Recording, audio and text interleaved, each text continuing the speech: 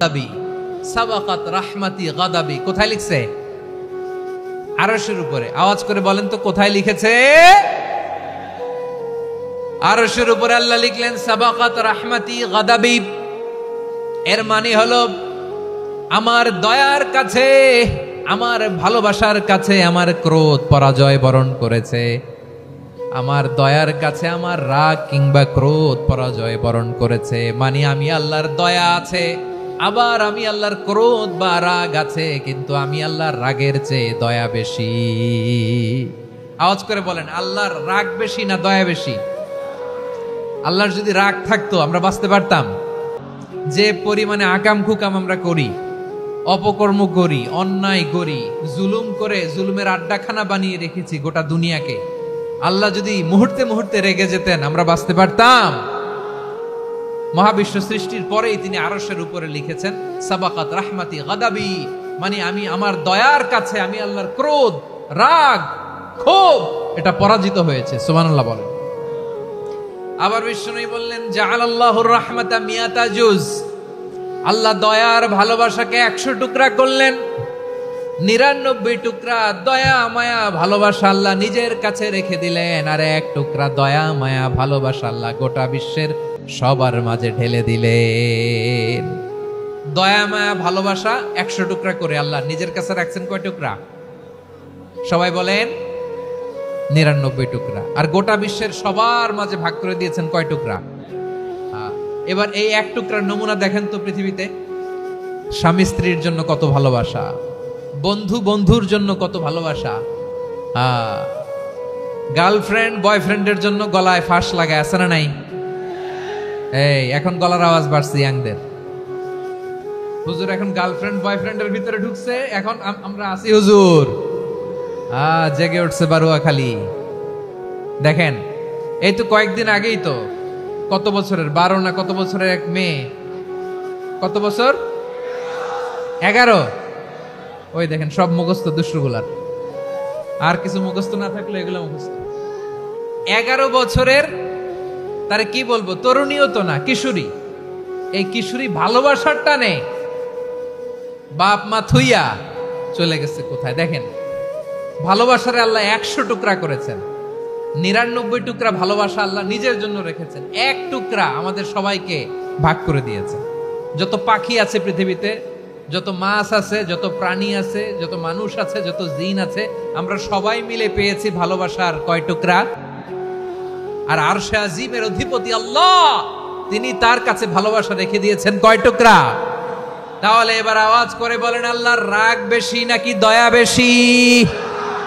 আল্লাহ তুমি দয়ার সাগর রহমানুর রহিম, তোমার দয়াই পূর্ণ আমার সারা নিশিদিন। সবাই পড়েন আল্লাহ তুমি দয়ার সাগর রহমানুর রহিম, তোমার দয়াই পূর্ণ আমার সারা নিশিদিন। আল্লাহু আকবার। আল্লাহ বলেন রাহমাতি ওয়াসিআত কুল্লা শাই, গোটা বিশ্বের সব জায়গায় আমি আল্লাহর রহমত বিস্তৃত, এমন কোন জায়গা নাই যেখানে আমি আল্লাহর রহমত নাই। ঠিক কিনা বলেন?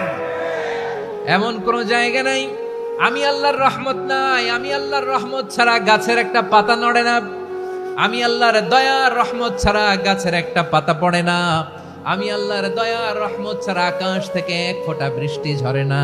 তিনি হলেন রহমান, তিনি হলেন রাহিম। ঠিক কিনা বলে? আল্লাহরে চিনতেছেন? আলোচনার বিষয় কি? আসুন আমাদের রবকে চিনি। তিনি হলেন আর রহমান, তিনি হলেন আর রাহিম। তার দয়ার কোনো শেষ নাই, তার মায়ার কোনো শেষ নাই।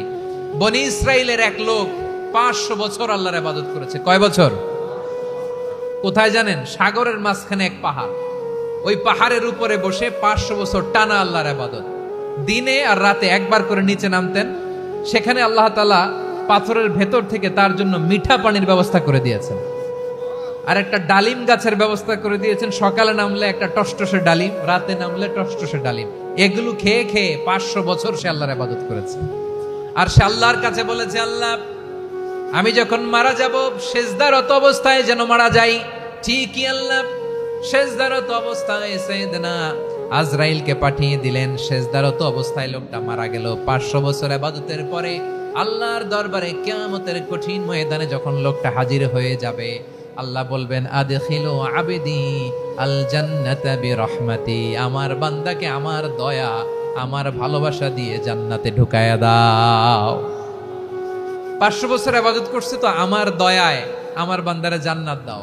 এই বান্দা বলে বালবি আমালি, আল্লাহ তোমার দয়া লাগবে কেন, আমি আমার আমল দিয়ে জান্নাতে যেতে চাই। কি দিয়ে? কথা বুঝে নাই বোধহয়। আল্লাহর এই বান্দা কি দিয়ে জান্নাতে ঢুকতে চায়? আমল দিয়ে। আল্লাহ বলছে আমার দয়ায় আমার বান্দারা জান্নাতে নিয়ে যাও। ফেরেশতারা এ বলে আল্লাহ তোমার দয়া লাগবে কেন, সেজদা তো কম দেই নাই, জিকির করতে করতে 500 বছর শেষ করে দিলাম, আবার তোমার দয়া লাগবে? আমি তো আমার আমলেই জান্নাতে যেতে পারি। আল্লাহ বলবেন তাই, ঠিক আছে, আমি চাইলাম দয়া দিয়ে জান্নাত দিব, তুমি চাইলে আমল দিয়ে ঢুকবা, ঠিক আছে, তোমার আমল আর আমার যে দয়া দুইটার একটু মাপ দেই। তোমার 500 বছরের ইবাদত এক পাল্লায় রাখো। আর আল্লাহ বললেন আমি যে দয়া করে এই দুনিয়ার নাজ নেয়ামত বিউটি সৌন্দর্য দেখার জন্য তোমার দুটা চোখ দিয়েছিলাম, দুটা নয় একটা চোখ আরেক পাল্লায় রাখো। রাখা হবে, দেখা যাবে ওই 500 বছরের ইবাদত হালকা হয়েছে আর মুহূর্তের মধ্যে আল্লাহর দেয়া একটা চোখের নেয়ামত ভারী হয়ে গিয়েছে। আল্লাহ বলবেন তোমার কথা মতো মাপ দেয়া হলো, এবার ফলাফল দেখো, হিসাব বলে তুমি এখন জাহান্নামে যাবা, go to the hell fire, যাও এবার জাহান্নামে যাও।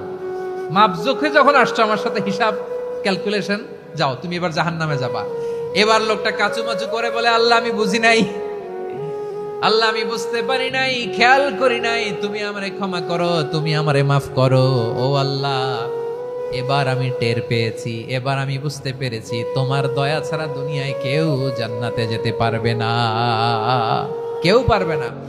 আল্লাহ বললেন ওরে গোলাম তুই তো কিছুই ছিলি না, অস্তিত্বহীনতা থেকে তোরে অস্তিত্বে আনলো কে? ওই ছোট্ট শুক্রাণু থেকে মায়ের পেটে 9 মাস ধরে খাবার দিয়েছে কে? আবার সুস্থতার সাথে দুনিয়ার বুকে তোরে ডেলিভারির ব্যবস্থা করে দিল কে? আবার তোর মায়ের বুকের ভেতরে 2টা খাবারের লাইনের ব্যবস্থা করে দিল কে? আবার তোকে শৈশব পেরিয়ে কৈশোর পেরিয়ে তারুণ্য, তারপরে যৌবন, এগুলো দান করলো কে? তার চেয়ে বড় কথা, পাহাড়ের মাঝখানে সাগরের মাঝখানে 500 বছর ইবাদত করার শক্তি তোর গায়ে দিয়েছে কে? এই সাগরের মধ্যে লোনা পানি লবণের পানি মুখে দেয়া যায় না, সেখান থেকে আমি পাহাড়ের ভেতর থেকে মিঠা পানির ব্যবস্থা করে দিলাম, ওই জায়গায় তোরে রিজিকের বন্দোবস্ত করলো কে? সকাল বিকাল 2 বেলা টসটসে ডালিম খাওয়ার ব্যবস্থা করে দিল কে? তোর আবদার ছিল আল্লাহ আপনি আমারে সেজদারত অবস্থায় রুহু কবজ করবেন, তোর শেষ আবদারটাও পূরণ করেছে কে? ও গোলাম আমার রহমতের তুলনায়, আমার নেয়ামতের তুলনায় তোর 500 বছরের ইবাদতের কোনো ওজনই হবে না। গোটা বিশ্বের কেউ কোনোদিন আমার জান্নাতে ঢুকতে পারবে না আমি আল্লাহর দয়া ছাড়া। হুয়ার রহমানুর রহিম, তিনি দয়াময়, তিনি মেহেরবান।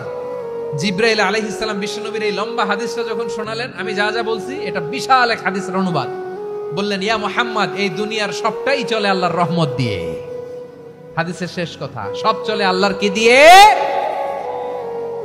তখন বিশ্বনবী সাহাবাদের বললেন ও সাহাবারা শোনো, আল্লাহর জান্নাতে কেউ কোনোদিন প্রবেশ করতে পারবে না তার রহমত ছাড়া। সাহাবারা বললেন ইয়া রাসূলুল্লাহ আপনিও না, আপনিও কি আল্লাহর রহমত ছাড়া প্রবেশ করতে পারবেন না? বিশ্বনবী বললেন না আমিও না, আমি বিশ্বনবীও আল্লাহর জান্নাতে আল্লাহর রহমত ছাড়া ঢুকতে পারবে না, তবে কিয়ামতের দিন আল্লাহর রহমত আমার চারদিকে বেষ্টনী দিয়ে থাকবে।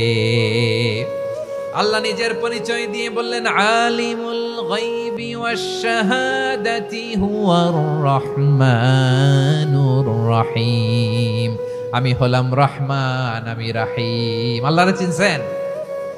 ওবারও খালির ভাইয়ের আপনার রবকে চিনতে পারতেছেন? তিনি দয়ার সাগর, তিনি মায়ার সাগর। তার দয়ার সাগর যে কত বড় আপনার কল্পনাতেও নাই। এজন্য আপনার পাপ যত বড় হোক, অন্যায় যত বড় হোক, অপরাধ যত বড় হোক, আপনার জুলুম যত বড় হোক, আল্লাহর রহমান নামের দরিয়া তার চাইতেও বড়। আল্লাহ বললেন খুলিয়া ইবাদিয়াল্লাযীনা আসরাফু আলা আনফুসিহিম লা তাকনাতু মির রাহমাতিল্লাহ ইন্নাল্লাহা ইয়াগফিরুয যুনুবা জামিআ হুয়াল গফুরুর রহিম। ও আমার গুনাহগার বান্দারা শোনো, জুলুম করেছো, ভুল করেছো, অন্যায় করেছো, আল্লাহর রহমত থেকে নিরাশ হয়ো না। আমরা বিশ্বাসীরা কশিনকালে আল্লাহর রহমত থেকে নিরাশ হব না, ঠিক কিনা বলেন? আল্লাহর রহমত থেকে নিরাশ হবেন? ভুল করে ফেলছেন, আরে ভুল তো সবাই করে। পাপ হয়েছে, আরে পাপ তো সবার আছে, আমরা সবাই পাপী, সবাই পাপী। যত পাপ হোক, ভুল হোক, অন্যায় হোক, অনুতপ্ত হয়ে তওবা করে ওযু করে জায়নামাজটা বিছিয়ে সেজদা দিয়ে চোখের পানি ছাড়েন। চোখের বেয়ে পড়া পানি আল্লাহর কাছে যে কত প্রিয়। অনুতপ্ত বান্দার চোখের পানির ফোঁটা তার চোখ বেয়ে, নাকের ডগা বেয়ে জমিনে ড্রপ করার আগেই আল্লাহর ওই বান্দার সব গুনাহ মাফ করে দেয়।